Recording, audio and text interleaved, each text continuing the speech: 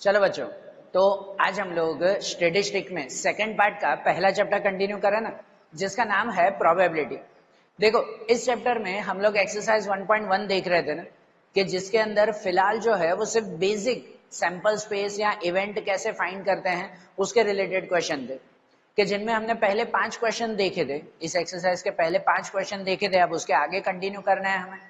आपके वही text book साथ में रखो कि जिसमें एक्सरसाइज 1.1 का क्वेश्चन नंबर 6 है, उसे ध्यान देना कि देखो उनमें दिया हुआ है the sample space of random experiment of selecting number u equal to 1 2 3 20 तक। इसमें देखो सैंपल स्पेस दिया हुआ ही है कि u इक्वल टू 1 से 20 तक के नंबर्स हैं, and right the set showing the following events, और हमें इन इवेंट्स के आंसर लिखने हैं। ठीक है ना, 3 इवेंट दिए हुए, उन 3 इवेंट के आंसर लिखे ना हम लोग। तो देखो यहां पर इस क्वेश्चन में सिंपल सैंपल स्पेस तो दिया हुआ ही है आपको, मतलब अगर क्वेश्चन नंबर 6 लिखें तो उसमें पहले u इक्वल टू डायरेक्ट है कि 1 2 3 4 20 तक, u का आंसर सीधा दिया हुआ है। और उसके बाद इवेंट फाइंड करने हैं, 3 इवेंट हैं, तो उसे A1 A2 A3 कहो तो भी ठीक है, A B C करके इवेंट लिखो तो भी ठीक है, बराबर ना, जो भी नाम दो आप उसे। सपोज मैं लिख रहा हूं A1 A2 A3 ऐसे 3 इवेंट।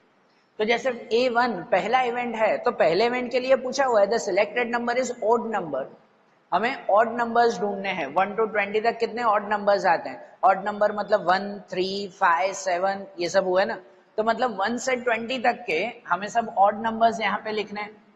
1 3 5 7 9 11 13 15 17 और 19, ये सीधा आंसर ना, बरोबर ना, सिंपल वे में सिर्फ जो है वो ऑड नंबर्स हमें बताने थे। फिर जैसे सेकंड इवेंट है उसमें पूछा हुआ है selected number is divisible by 3, divisible by 3 जो 3 से डिवाइड होता हो वैसा नंबर। तो 3 से डिवाइड होता हो मतलब जो 3 की टेबल में आते हो वैसे सब नंबर लिखना है ना। A2 करके लिखेंगे हम लोग कि सेकंड इवेंट जो 3 की टेबल में आते हो, तो 3 6 9 12 15 और 18, 20 तक के ही नंबर लिखना है ना, उसके बाहर तो नहीं।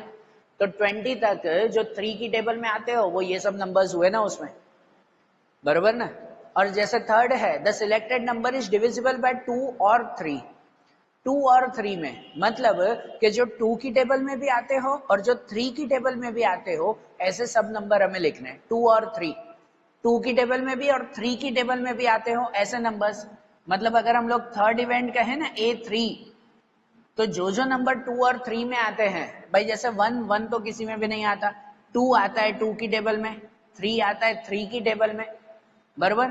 4 वो 2 की टेबल में आता है, 5 किसी में भी नहीं आता, 6 वो दोनों में आ सकता है, 7 किसी में नहीं आता, 8 आता है 2 में, 9 आता है 3 में, 10 आता है, 11 किसी में भी नहीं आएगा, 12 आएगा ना दोनों में, 13 किसी में भी नहीं आएगा, 14 आ सकता है, 15 आएगा 3 में, 16 वो 2 में आएगा, 17 नहीं आता, 18 19 किसी में भी नहीं, और 22 में। तो ये हुए हमारे 2 और 3, बराबर।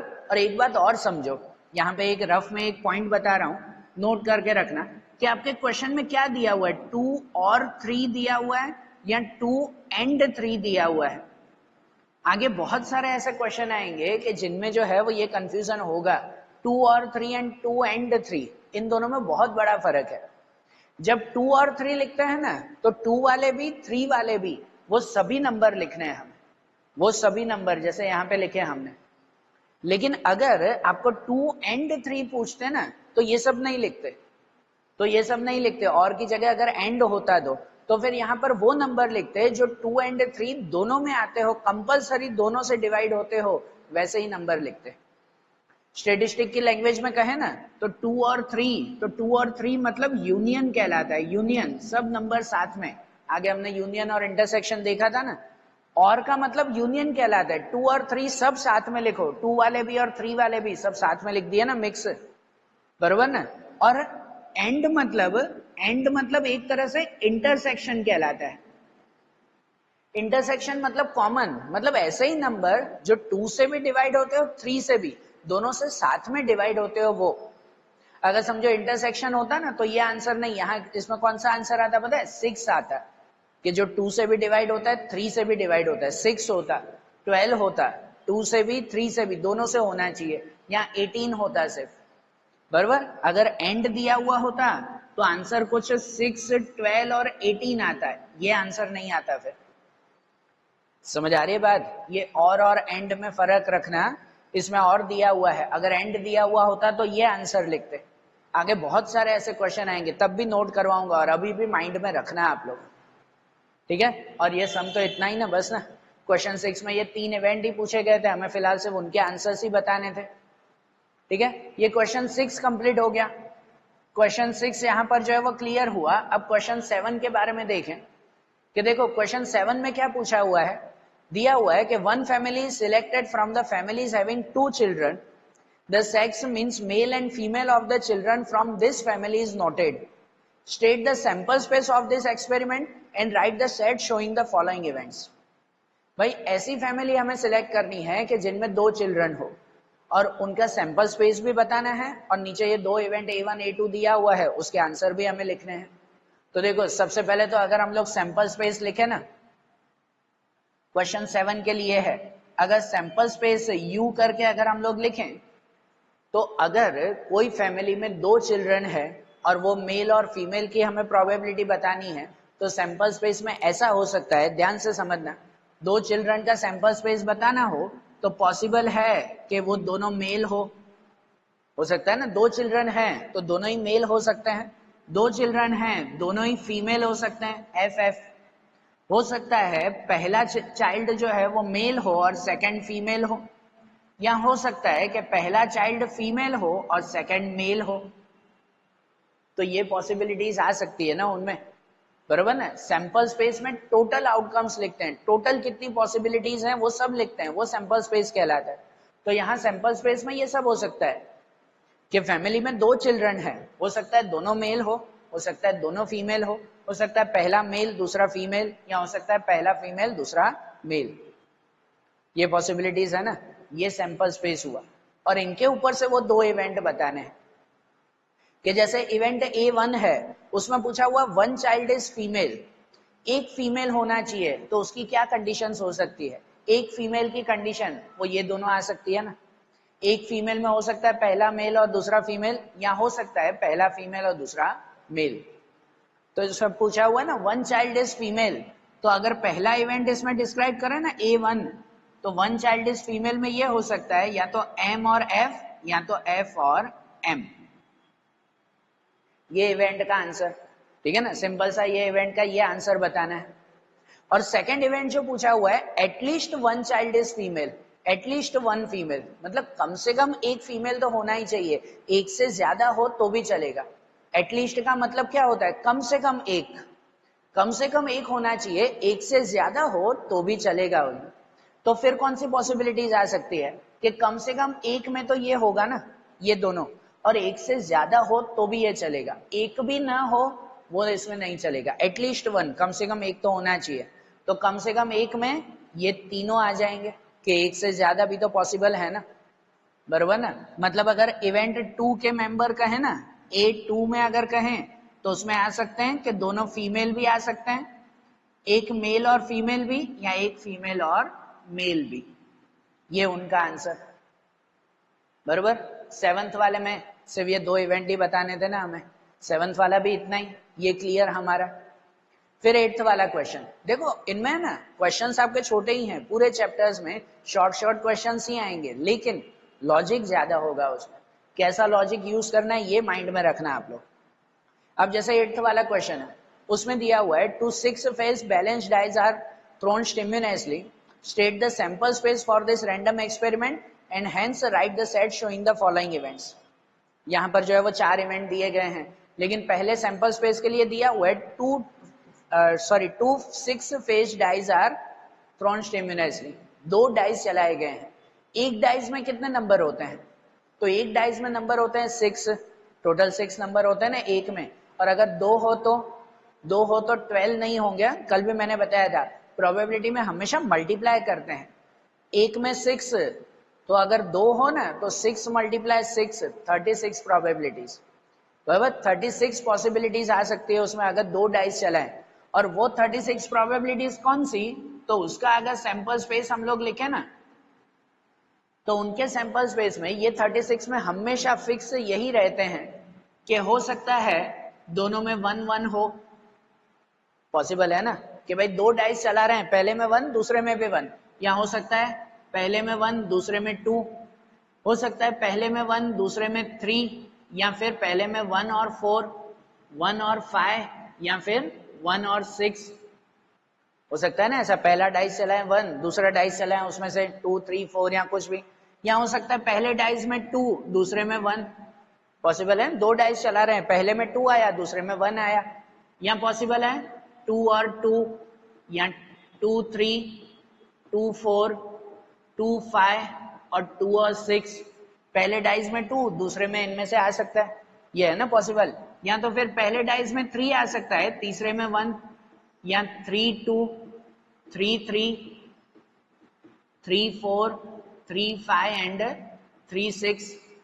या पॉसिबल है कि पहले डाइस में 4 आ सकता है दूसरे में 1, फिर वैसे ही पहले में 4 दूसरे में 2, 4 and 3, 4 and 4, 4 and 5 and 4 and 6, बराबर। या पहले डाइस में 5 दूसरे में 1, या पहले में 5 दूसरे में 2, 5 3, 5 4, 5 5 एंड 5 6। या तो फिर पहले में 6 दूसरे में 1, या 6 2, 6 3, 6 4, 6 5 एंड 6 6। ये टोटल 36 प्रोबेबिलिटीज आई ना।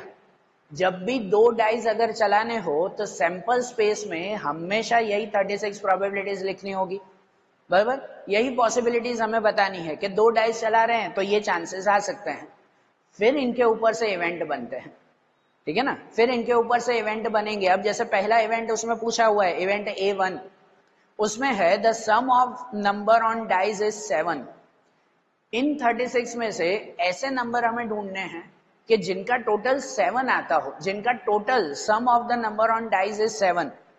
मतलब ऐसा कि समझो पहले में 1 आया दूसरे डाइस में भी 1 आया, तो 1 + 1 2, 1 + 1 2 हुआ, या ये 1 + 2 3 हुआ। ऐसे नहीं, जिनका टोटल 7 आता हो वो बताना है। तो जैसे 1 + 6 7, ये हो सकता है ना। जैसे दूसरे में 2 + 5 7, 3 + 4 7, 4 और 3 5 2 या 6 1, ये हुए ना। तो 7 कितनी बार आ रहा है या 7 किसका टोटल आ रहा है वो इवेंट में हमें बताना है, इवेंट A1 में। तो यहां पर अगर A1 इवेंट लिखे ना, A1 इवेंट, तो उन इवेंट में आएगा जिन जिन का टोटल 7 आ रहा है। तो जैसे 1 और 6 का आ रहा है, 2 और 5 आ रहा है, 3 एंड 4 आ रहा है ना। हर लाइन में ढूंढा करो, एक एक लाइन में। चौथी लाइन में 4 और 3 आएगा 7, पांचवे में 5 और 2 आएगा, या लास्ट लाइन में 6 और 1 आएगा। ये इवेंट के आंसर्स, ठीक है ना। ये इवेंट के आंसर हुए कि टोटल इन सब का टोटल 7 आ रहा है। फिर जैसे दूसरा इवेंट पूछा हुआ है, उसमें है the sum on number of dice is less than 4। Less than 4, जिनका टोटल 4 से कम है। 4 से कम मतलब कितना, जिसका टोटल 1 2 या 3 आता हो, ऐसा ना। जिसका टोटल 1 2 या 3 आता हो उसे इवेंट A2 में लिखना है। तो 4 से कम में, जैसे ये पहली लाइन में देखो 1 + 1, ये 1 + 1 2, वो 4 से छोटा है ना। 1 + 2 3, बराबर, ये भी 4 से कम हुआ। 1 + 3 4, वो 4 हो गया, वो नहीं, जो 4 से कम हो वो। अब ये सब 4 से ज्यादा हो जाएंगे। 2 की लाइन में देखो तो 2 की लाइन में ये 2 + 1 3, 2 + 1 3, ये 4 से छोटा हुआ। 2 और 2 तो 4 हो गया, वो नहीं। अब ये सब आगे तो 4 से ज्यादा ही होंगे ना। 3 की लाइन में 3 + 1 4, ये भी 4 से ज्यादा हो गया। तो मतलब ये सब अब 4 से ज्यादा आएंगे।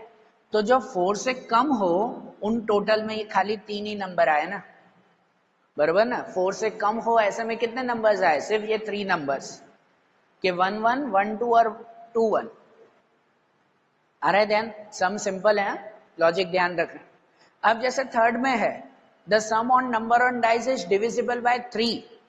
मतलब जिसका टोटल 3 की टेबल में आता हो। 3 की टेबल में मतलब 3 6 9 12 15 18, जिनका टोटल 3 की टेबल में आता हो वैसे हमें नंबर्स लिखने हैं ना।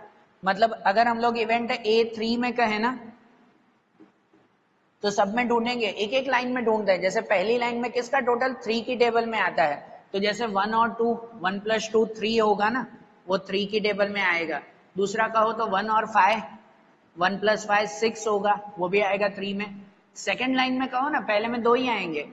सेकेंड लाइन में कहो तो 2 और 1 3, ये हुआ ना 2 और 1 3, या दूसरा कहो 2 और 4 6, बराबर। थर्ड लाइन में कहो तो थर्ड लाइन में 3 और 1 तो 4 हो जाएगा, वो नहीं, ये आएगा ना 3 और 3 6, ये 3 की टेबल में आता है। या दूसरा 3 और 6 9, ये भी 3 की टेबल में आएगा ना, 3 और 6 9। 4 की लाइन में कहो तो 4 की लाइन में 4 और 2 6, सब में 2 2 आएंगे, 4 और 2 6। दूसरा अगर 4 की लाइन में कहें तो 4 और 5 9, ये भी 3 की टेबल में आएगा। 5 की लाइन में 5 और 1 6, या दूसरा अगर कहो तो 5 और 4 9, ठीक है। 5 की लाइन में, सॉरी 6 की लाइन में अगर हम लोग कहें तो 6 की लाइन में 6 और 3 9, 6 और 3 9, या आखिरी में 6 और 6 12, 6 और 6 12 भी आएगा ना 3 की टेबल में।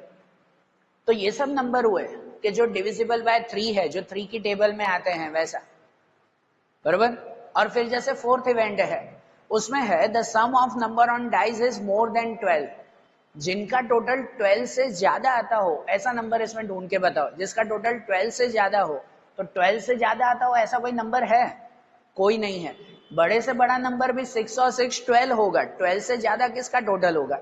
कोई भी नंबर का टोटल 12 से ज्यादा 13 14 15 पॉसिबल नहीं है। तो ये आंसर पॉसिबल ही नहीं है, ये इम्पॉसिबल इवेंट हुआ, बराबर ना। ये इम्पॉसिबल इवेंट ना, मतलब अगर A4 हम लोग कहें ना फोर्थ इवेंट, वो इम्पॉसिबल, नल सेट लिखेंगे, 0 करके डैश करते हैं हम लोग, नल सेट, कि ये पॉसिबल नहीं है, किसी का भी टोटल 12 से ज्यादा नहीं आएगा। तो ये हमारा आंसर हो गया ना 8th का, बराबर। समझ आ रही है बात? जैसे 6 7 8 किया ना, तो इन्हें लिख लो। तो इसे रफ करके अब जो 9th वाला क्वेश्चन है, वो 9th वाला क्वेश्चन देखें और उसे थोड़ा ध्यान से समझना। इसे ध्यान से लिख दो तो वो भी इससे ज्यादा ध्यान से समझना। फिर अब जैसे 9th वाला क्वेश्चन दिया हुआ है, देखो उसमें दिया हुआ है कि 2 number are selected at random from the first 5 natural numbers, the sum of 2 selected number is at least 6 is denoted by event A, and the sum of 2 selected number is even is denoted by B. Write the set showing the following event and answer the given questions. बराबर। नीचे देखो 10 question दिए हुए हैं, उन सबके answers लिखने हैं। ऐसे क्वेश्चन एग्जाम में बहुत आते हैं, इनमें तो 10 हैं, ठीक है, 10 के 10 नहीं, पर इनमें से 5 6 या 3 4 पूछे ही जाते हैं आपको। तो समझना इनमें कैसे दिया हुआ। और 10 क्वेश्चन में भी पहला क्वेश्चन तो हमेशा सैंपल स्पेस का होगा। पहले तो हमें सैंपल स्पेस हर क्वेश्चन में वो लिखना ही होगा ना, टोटल आउटकम्स। तो यू अगर सैंपल स्पेस की बात करें फर्स्ट के लिए, तो देखो ऊपर सेंटेंस दिया हुआ है कि 2 number are selected at random from the first 5 natural number. पहले 5 में से 2 नंबर सिलेक्ट करने हैं, तो सैंपल स्पेस उसमें से बनेगा ना, कि 5 में से 2 नंबर सिलेक्ट करना। तो सैंपल स्पेस कुछ अच्छा बनेगा हमारा कि फर्स्ट 5 नेचुरल नंबर हम लोग कहें, फर्स्ट 5 नेचुरल नंबर, तो वो होते हैं हमारे 1 2 3 4 5, उनमें से 2 नंबर सिलेक्ट करने हैं, वो फर्स्ट हमारा सैंपल स्पेस। तो 5 में से 2 कैसे सिलेक्ट करेंगे? तो वो हो सकता है 1 और 2, 1 और 2 साथ में लिखें, या फिर 1 और 3, या फिर 1 and 4, 1 और 5, ऐसे लिख सकते हैं ना। 1 के साथ सबका सिलेक्शन किया हमने, या तो फिर 2 के साथ सिलेक्शन करें, 2 और 3, 2 और 3 आगे ही जाएंगे, पीछे नहीं उसमें। 2 और 3, 2 और 1 तो एक बार हो गया हमारा। फिर हो सकता है 2 and 4, 2 and 5, बराबर। 2 के साथ सिलेक्शन किया, अब 3 के साथ सिलेक्शन करें हम लोग, तो 3 के साथ सिलेक्शन में 3 और 4, फिर 3 और 5, बराबर ना। 3 के साथ सिलेक्शन हुआ ना, 3 4 3 5 आगे ही जाएंगे। अब 3 5 हो गया, 3 के आगे तो कुछ नहीं आएगा। फिर 4 से सिलेक्शन करें, 4 से सिलेक्शन करें तो 4 और 5, अब उसके आगे नहीं ना, 5 के आगे फिर कुछ भी नहीं है, तो 4 और 5 ये सिलेक्शन हो गया। तो ये टोटल 10 आउटकम्स हुए ना हमारे, ये सैंपल स्पेस हुआ यू, ये 10 आउटकम्स। अब फिर सेकंड क्वेश्चन में पूछा हुआ है कि इवेंट ए बताना है हमें, है ना। सेकंड क्वेश्चन देखो टेक्स्ट बुक में ए दिया हुआ है ना, मतलब इवेंट ए बताना है। और इवेंट ए के लिए देखो ऊपर कंडीशन दी गई है सेंटेंस में, the sum of two selected number is at least 6 is denoted by event A. जिनका टोटल एटलीस्ट 6, कम से कम 6 आता हो, 6 से ज्यादा हो तो भी चलेगा, कम से कम 6 आता हो ऐसे नंबर हमें सिलेक्ट करने हैं, बराबर। तो जिनका टोटल कम से कम 6, तो ऐसे इनमें कितने नंबर हैं, इन्हीं में से ही सिलेक्ट करेंगे ना, 6 या उससे ज्यादा वाले नंबर।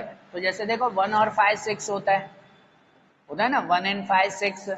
उससे ज्यादा अगर कहो तो 2 और 3 तो 5 हो गया, ये नहीं, ये होगा 2 और 4 6, या 2 और 5 7 होगा, है ना। 6 से ज्यादा वाले 3 और 4 भी आएगा 7, 3 और 5 भी आएगा वो 8 होगा, 3 और 5, 4 और 5 9 होगा।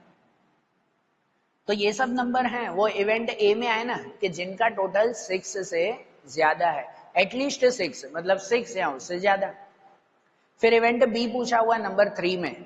अब इवेंट बी के लिए भी ऊपर सेंटेंस क्या दिया हुआ है, तो सेंटेंस में दिया हुआ है the sum of two selected number is even is denoted by event B.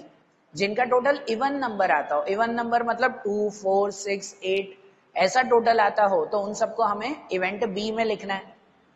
मतलब अगर नंबर 3 में हम लोग इवेंट बी लिखे ना, तो इन्हीं में से ही सैंपल स्पेस में ही जिसका टोटल इवन नंबर आता हो, जैसे 1 और 3 4 होता है ना, 1 and 3 4 आएगा। फिर ये 1 और 5 6, बराबर। उसके बाद जैसे आएगा 2 और 4 6, फिर 2 और 5 तो 7 होगा, 3 7, 3 और 5 8 ये होगा ना, 3 और 5 8, 4 और 5 9 हुआ। तो ये 4 नंबर आए कि जिनका टोटल इवन नंबर आया है, ऐसे ये 4 नंबर मिले ना वो इवेंट बी में। अब उसके आगे के मेन क्वेश्चंस आते हैं, ये तो हमने किए। अब फोर्थ से जो है वो मेन क्वेश्चन, अब इसमें ध्यान से समझना, पहले से ये बिल्कुल अलग थे। अब जैसे फोर्थ वाला है ए यूनियन बी, यू दिया हुआ है मतलब यूनियन हुआ ना, हमें फोर्थ में ए यूनियन बी फाइंड करना है।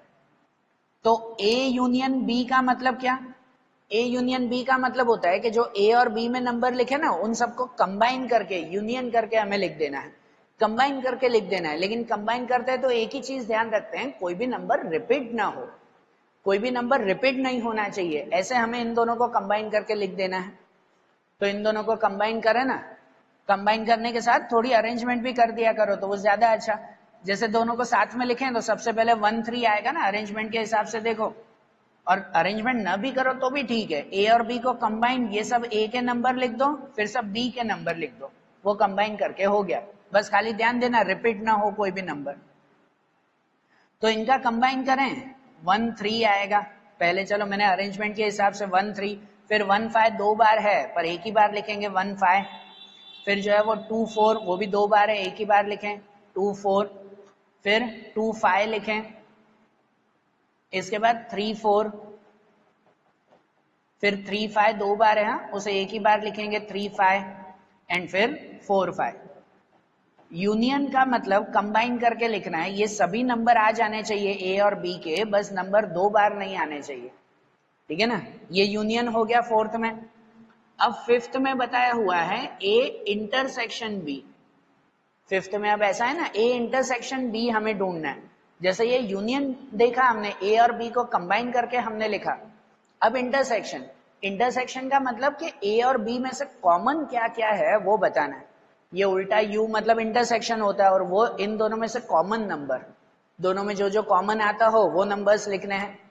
तो कॉमन इनमें क्या है, देखो 1 और 5 कॉमन है, 2 और 4 कॉमन है, 3 और 5 कॉमन है, बराबर। ये तीनों कॉमन है ना, तो वो लिखेंगे 1 5 2 4 3 5, ये कॉमन नंबर्स हमने लिखे। ए इंटरसेक्शन बी, ए और बी में से कॉमन नंबर्स, बराबर। फिर सिक्स्थ वाला क्वेश्चन, अब सिक्स्थ में क्या पूछा हुआ है, उसमें पूछा हुआ है ए डैश हमें बताना है। ए डैश, ये ए डैश मतलब क्या कहलाता है, ये कहलाता है कॉम्प्लीमेंट्री इवेंट। हमने पहले वीडियो में समझा था ये सब डेफिनेशंस। ए डैश मतलब कॉम्प्लीमेंट्री, और कॉम्प्लीमेंट्री का मतलब क्या, कॉम्प्लीमेंट्री मतलब जो ए में नंबर आए हुए हैं ना, इसके अलावा के नंबर इसमें से ढूंढ के लिखना। जो ए में नंबर है उसके अलावा के नंबर यहाँ पर लिखना, वो कॉम्प्लीमेंट्री। तो ये ए के अलावा जो जो नंबर आए वो लिखे ना हम लोग, बरोबर ना। जैसे देखो यहाँ 1 2 1 2 इसमें नहीं है ना, इसके अलावा के नंबर ये आएगा 1 2, फिर जो है वो 1 3 भी इसमें नहीं है, 1 4 1 4, फिर 1 5 वो इसमें है, वो नहीं लिखने, इसके अलावा के 2 3 लिखना है, 2 3, फिर 2 4 तो इसमें है, 2 5 भी है, 3 4 3 5 4 5 वो सब है, ये नहीं, इसके अलावा नंबर ये सब है। तो ये 4 नंबर हुए ए डैश में कॉम्प्लीमेंट्री इवेंट, जो ए में थे उसके अलावा हमने सब नंबर लिखे। समझ आ रही है ना ये सब बातें, ध्यान देना ये सब क्वेश्चंस। अब जैसे उसके बाद 7th है ए डिफरेंस बी, डिफरेंस की साइन 7th में पूछा हुआ है ए डिफरेंस बी, ये माइनस नहीं है, डिफरेंस होता है। डिफरेंस का हमने कैसे बताया था, ए डिफरेंस बी हो ना, तो हमें पहले ए के सब आंसर लिखने हैं, ए डिफरेंस बी मतलब ए का जो है वो सभी आंसर लिखना है, लेकिन जो बी में आता हो ना, बी में कॉमन हो ना, वो नहीं, उसके अलावा के सब नंबर। बराबर, ए के सभी नंबर लिखने हैं, लेकिन जो बी में कॉमन आता हो उसके अलावा के नंबर लिखने हैं हमें। तो देखो ए में अगर सब नंबर लिखें तो 1 5 इसमें आता है ना, तो वो नहीं लिखना है, जो बी में आता हो वो नहीं, उसके अलावा उसका डिफरेंस। तो कौन कौन से आएंगे इसमें, जैसे कि देखो 1 5 वो तो इसमें आता है, वो नहीं लिखेंगे, 2 4 वो भी आता है, 2 5 नहीं आता तो 2 5 लिखेंगे। ए के सब नंबर लिखने, ए डिफरेंस बी में पहला ए, उसके सब नंबर, 2 5 नहीं आता वो लिखेंगे, 3 4 भी इसमें नहीं है तो इसमें लिखेंगे 3 4, फिर 3 5 इसमें है वो नहीं लिखेंगे, 4 5 नहीं है तो 4 5 लिखेंगे। ये 3 नंबर आया, ये डिफरेंस। समझ आ रही है बात, ए डिफरेंस बी में ए के सब नंबर लिखे, लेकिन जो बी में आता हो उसे माइनस करके, उसे हटा के हमने लिखे, ये ए डिफरेंस बी। फिर 8th में पूछा हुआ है ए डैश इंटरसेक्शन बी, 8th में कौन सा है, ए डैश इंटरसेक्शन बी, ये ए डैश इंटरसेक्शन बी, इंटरसेक्शन का मतलब हम लोग क्या कहते हैं, कॉमन निकालना ना, इंटरसेक्शन मतलब कॉमन निकालना, लेकिन किन में से कॉमन निकालना है, ए डैश, जो ए डैश ढूंढा वो, और बी, ये बी का आंसर ढूंढा वो, ये ए डैश और बी इन दोनों में से कॉमन, तो इनमें से कॉमन क्या आ रहा है, 1 3 कॉमन आ रहा है, उसके अलावा कुछ भी नहीं है, खाली 1 3 कॉमन है।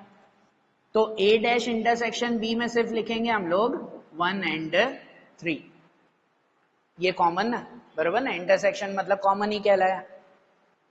अरे बस ध्यान। फिर उसके बाद 9th वाले में है, उसमें है can it be said that the event A and B are mutually exclusive, give reason. क्या ए और बी वो एक्सक्लूसिव इवेंट से हैं? एक्सक्लूसिव इवेंट किसे कहते हैं, ये भी स्टार्टिंग डेफिनेशन में बताया था। एक्सक्लूसिव इवेंट कहलाते हैं कि अगर कोई दो इवेंट में से कुछ भी कॉमन न निकले ना, तो वो एक्सक्लूसिव है, नहीं तो वो एक्सक्लूसिव कहलाते नहीं है।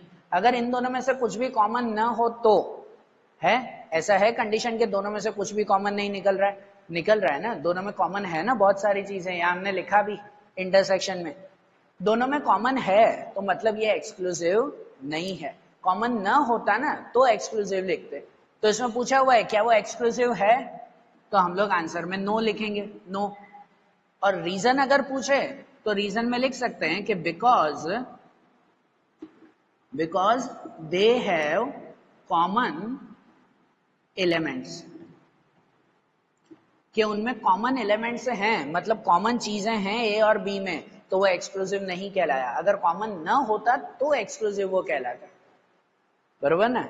और फिर आखिरी 10th वाला क्वेश्चन, उसमें पूछा हुआ है state the number of sample point in a sample space of this random experiment. ये जो हमने सैंपल स्पेस लिखा ना, इसमें कितने सैंपल पॉइंट्स हैं, मतलब कितनी हमने पैर बनाई वो लिखनी है। तो इसमें कितनी पैर बनाई, 10 पैर बनाई ना, वो हमारा सैंपल पॉइंट हुआ ना। तो 10th वाले क्वेश्चन में डायरेक्ट सैंपल पॉइंट्स लिखने हैं कि सैंपल पॉइंट्स वो इक्वल टू कितने होंगे 10, ये हमारा आंसर।